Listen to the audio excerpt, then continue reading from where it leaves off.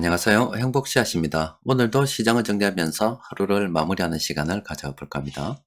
오늘 우리 시장은 코스피는 강보합 상태로 마감이 됐고 코스닥은 0.76% 하락 마감했습니다. 코스피에서 외국인들이 오늘은 1995억 원 순매수를 했습니다. 그리고 코스닥에서는 819억 원 순매도를 했습니다. 현재 우리 주식시장 분위기는 그동안 긴 기간 동안 하락을 했습니다. 한 1년 반 정도 되는 기간 동안 꾸준히 하락을 했었죠.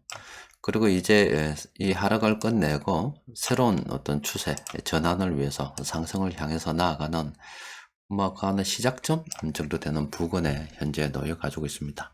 그런데 단기적으로 이 기간 추세가 전환이 되고 좀 급하게 올라가지고 좀 조정이 되는 그런 위치에 놓여 가지고 있는데, 오늘은 여러분들께 그 외국인들이 최근 들어서 우리 주식시장 많이 매수했죠. 수급적으로 보면은 지난 한 7월 중순경부터 우리 시장 주식을 매수했고, 또 프로그램 매매 비차익 거래를 갖다가 중심으로 좀 볼 때는 지난 9월 28일 정도 부근부터 시작해서 비차익에서 순매수가 많아졌습니다. 그러니까 시장에서 큰돈 굴리던 세력들은 우리 시장 괜찮게 본다는 건데, 그러면 지금 제목에서 나와 있는 것처럼 외국인들이 앞으로 계속 우리 시장 주식을 매수할 수밖에 없고, 또 이제는 지금까지와는 달리 이 주식 시장이 상승할 수밖에 없는 이유 몇 가지에 대해서 좀 이야기를 해볼까 합니다. 먼저 가장 첫 번째로 거론되어야 되는 것은 바로 환율에 대한 문제이겠죠. 그리고 미국의 금리에 대한 문제인데, 같이 묶어서 생각을 해보면 올해 초부터 계속 기준금리가, 미국 기준금리가 올랐습니다. 굉장히 짧은 시간에 가파르게 올랐습니다. 이로 인해서 강달러 현상이 전 세계적으로 덮쳐가지고 심지어 급기야는 영국의 국채까지도 위험하다, 이런 이야기도 나왔었고, 또 일부 국가들은 정말로 파산하기도 한 참 그런 일들이 있었습니다. 그런데 이런 강달러 현상을 불러온 미국의 금리 인상도 이제 막바지에 이르렀다는 것이 최근 이렇게 드러나고 있는 미국의 이 물가를 보면 점점 진정되고 있는 그런 분위기가 보입니다. 이렇게 되면 금리 인상 이제 조금 예전만큼 할 수가 없겠죠. 그러면 언젠가는 금리 정점이 올 거고, 또 경기 침체를 걱정해서 금리를 갖다가 내려야 되는 그런 상황이 올 수 있다 이 말입니다. 그러면 달러 수요가 줄어들겠죠. 실제 우리가 외환시장에서도 볼 수 있는 것과 같이 달러를 갖다가 사람들이 들고 있다가 이제 강달러 현상이 끝나게 되면 이 달러 수요가 예전만 못하겠다, 이런 심리가 퍼져서 사람들이 시중에다가 달러를 갖다가 푸는 이제 그런 일이 발생이 된 겁니다. 그러면은 달러가 그동안 집에 꽁꽁 숨겨져 있다가 밖으로 튀어나오니까 그럼 전체 시장으로 봤을 때는 유동성이 풍부해지겠죠. 그러면은 시장에 돈이 돌 수가 있습니다. 시장에 돈이 돌게 되면 여러 가지 경제 지표들도 개선이 될 거고, 또 그에 따라서 우리 주식 시장으로도 좀 직접적으로 돈이 유입될 수 있다, 이렇게 일단은 예상을 해볼 수가 있습니다.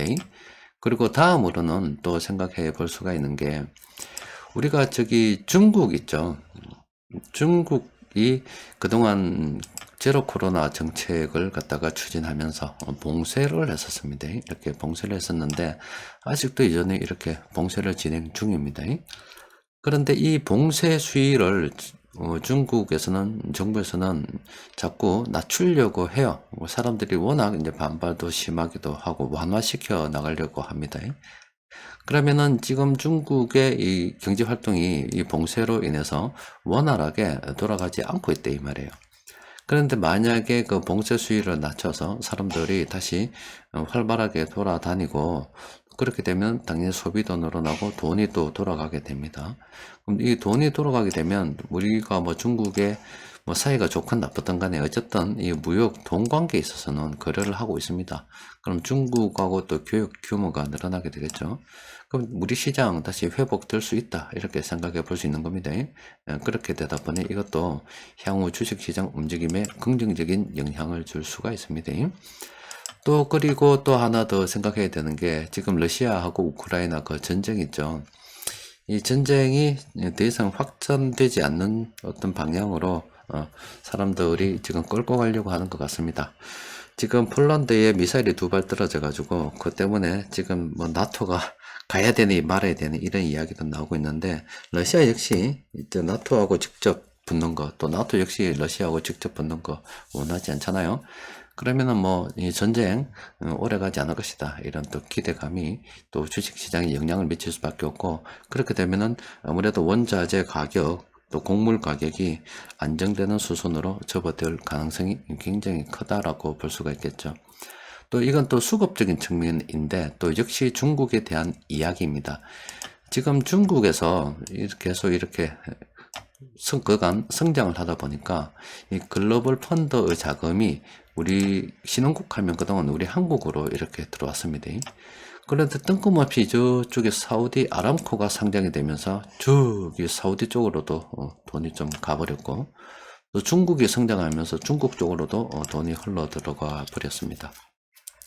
그래서 이렇게 이제 우리 한국으로 들어왔던 돈이 다른 나라로 가니까 우리 한국 수급적인 측면에서 굉장히 좀 불리했는데, 지금 중국이 시진핑 독재 시대가 다시 열렸잖아요. 아직 확정된 건 아닙니다만은 뭐 공산당에서 그렇게 되면은 내년에 뭐 어떻게 된다더라도 확정이다 보시면 됩니다.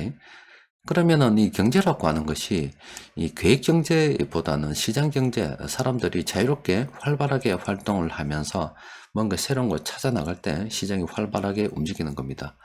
그런데 공산당이 계획 경제, 자기가 딱 틀어지고서 하겠다고 하면은, 이 틀어진단 말은 규제를 많이 하는 거기 때문에 일단 부정부패가 많이 생길 수도 있고, 또 경제가 효율적이 아니라 비효율적으로 돌아갈 수가 있습니다. 그러면은 투자자들이 대번에 알죠. 중국은 이제 끝났다는 겁니다. 그러면은 중국 지금 당장은 무시할 만한 수준은 아닙니다만은, 계속 이런 독재 상태가 계속 이어진다 그러면은 장기적으로 봤을 때 중국은 이제 게임이 끝났다라고 볼 수가 있겠죠. 중국의 대체 성장할 수 있는 그 지역들, 뭐 인도나 베트남이나 인도네시아나 뭐 다른 국가들 찾아 나설 수밖에 없는 거잖아요. 그렇게 되면 중국에 투자되었던 그 자금들이 우리 한국으로 다시 들어올 수도 있다, 이 말입니다. 이건 수급적인 측면에서 굉장히 괜찮다라고 볼 수가 있겠죠. 또 그리고 이제 또 다시 중국과 관련된 이야기인데, 지금 세계 경제가 최근 들어서 최근 한 몇십 년 동안 급격하게 이렇게 성장을 해 왔던 것은 이 집단 어떤 경제, 그러니까 계획 경제에서 시장 경제로 전환된 국가의 이제 국민들이 많았다, 이 말입니다. 그 말은 뭐냐면, 예전에 이 동독과 서독으로 갈라져 있을 때 이 동독 국민들 가난했죠. 이 공산주의, 사회주의 사상에 접어들게 되면 국민들이 가난해집니다. 그리고 소련하고 그 연방들, 즉 러시아로 쪼개지면서 그게 시장 경제로 들어와 버렸잖아요. 활발하게 경제 활동을 하게 됐습니다. 또 그리고 중국이라는 이 거대한 국가, 지금 저 못 살다가 시장 경제를 도입해서 지금 잘 살게 됐답니까? 이렇게 전 세계 거의 뭐 절반이 넘는 이 인구들이 묶여 있다가 최근 몇십 년 동안은 시장 경제를 도입하면서 활발하게 움직이게 됐습니다. 그로 인해서 시장이 돌아가고 돈이 돌아가게 되는 겁니다. 그런데 지금 코로나 바이러스 이제 중국이 마지막 이렇게 묶여 가지고 있는데, 여튼 사람들이, 요거는 조금 다른 이야기입니다만은, 예전에 이렇게 어쨌든 이게 정치적인 상황 때문에 그렇습니다만은 묶여있던 사람들이 움직이기 시작하니까 돈을 벌죠. 그러면 우리가 뜻하지 않게 코로나로 인해서 이보다 더 큰 전 세계 국민들이 다, 전 세계 사람들이 다 어떤 영향을 받았다, 이 말입니다. 그런데 그게 기술 발전, 백신 발전 이런 것들로 인해서 점점 이제 같이 함께 생존하는 법에 대해서 우리가 배우고 있죠. 그러면은 활발하게 다시 움직일 거다, 이 말이에요. 그 수요가 다시 늘어나면서 변동성은 물론 있겠죠. 하지만 결과적으로 다 잘 될 수밖에 없다. 늘어날 수밖에 없다. 사람들이 계속 사회활동을 열심히 해서 돈을 활발하게 만들 수밖에 없다. 이런 생각을 할 수가 있습니다. 그럼 당연히 주식시장을 상승할 수밖에 없죠. 긍정적으로 그냥 봐야 된다, 이 이야기입니다.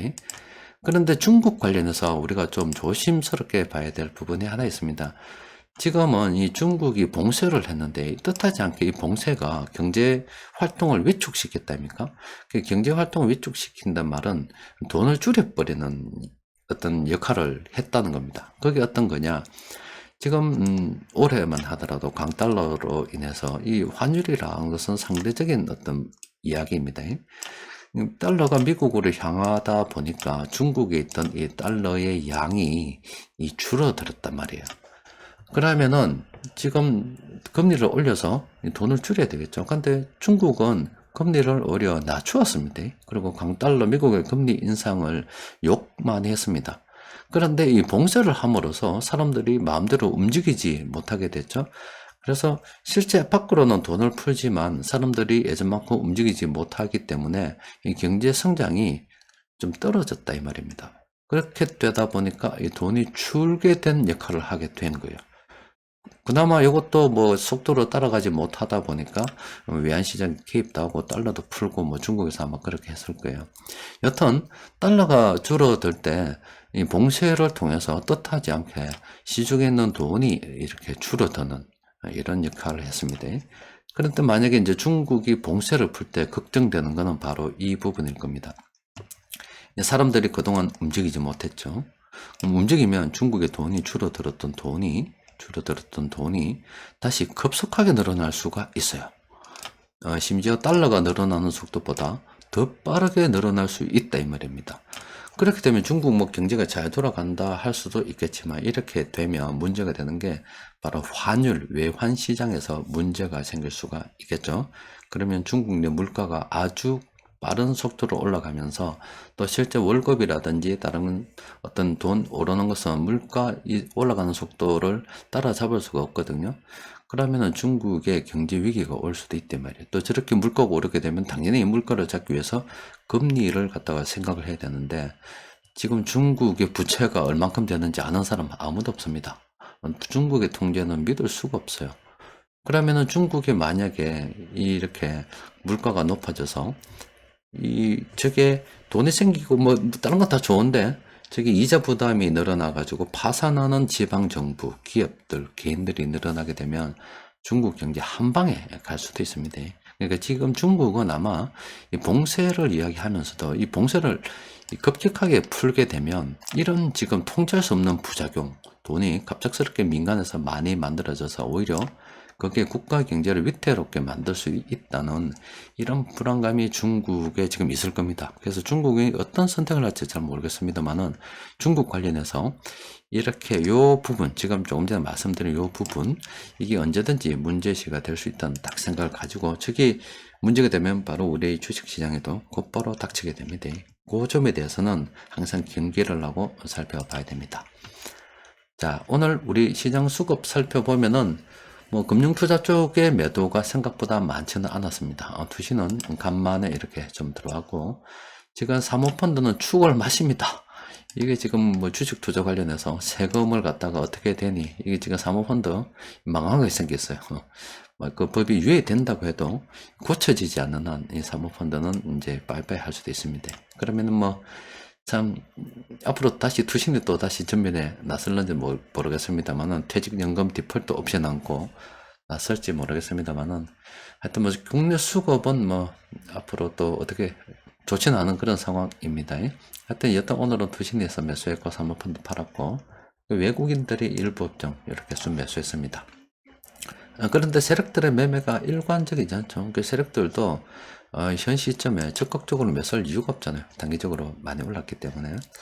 그래서 세력들이 공통적으로 매수한 종목도 몇 개 없어요. 4개 있는데 한번 살펴봅시다. 보면은 일단 LG 디스플레이가 있는데 LG 디스플레이 같은 경우는 외국인들 수급을 볼 때 작년 한 11월 중순경부터 들어왔어요. 그런데 외국인들이 들어올 때 우체대 붙느냐? 계속 주가는 조금 올랐다가 초반에 들어올 때 적극적으로 들어올 때 좀 올랐다가요. 이후 뭐 엄청 내렸죠. 이 정도면 뭐 거의 반토막 났다라고 볼 수가 있잖아요. 그 말은 외국인들이 LG 디스플레이에 대해서 계속 물타기를 하고 있었다. 이렇게 보시면 됩니다. 불쌍한 놈들 계속 물타기를 했었어요. 그런데 이게 좀 더 시간이 흘러야 됩니다. 지금 이게 7이잖아요. 이게 한 14, 15 정도 갈 때까지 기다려야 되겠죠? 그럼 외국인들은 앞으로 물을 좀 더 타라 하고 기다려 볼 필요가 있습니다. 그 시간이 좀 더 흘러서 이 지표가 좀 더 숫자가 높아질 때까지 기다려 봤더니 외국인들이 여전히 매수하고 있다 그러면은 고생했다 하고 우리는 그때 들어가면 됩니다. 앞으로는 아직까지는 외국인들 보고 수고 좀 해. 이렇게 이야기하면 됩니다.